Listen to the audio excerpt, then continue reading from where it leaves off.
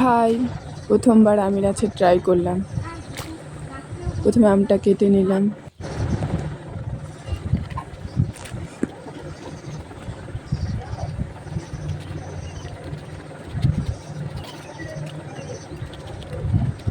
আমগুলো কেটে নেওয়ার পর ধুয়ে নিলাম। তারপর দেখি বাড়িতে তেল নেই, তেল নিতে বাজারে চলে গেলাম।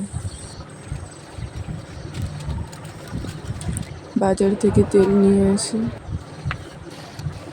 রান্না চাপিয়ে দিলাম।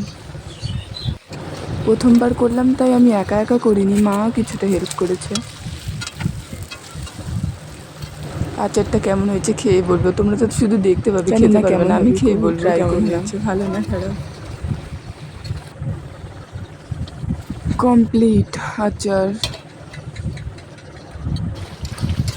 প্রথম পার্ট, এটা অন্যরকম একটা আচার, 2 রকমের আচার কমপ্লিট।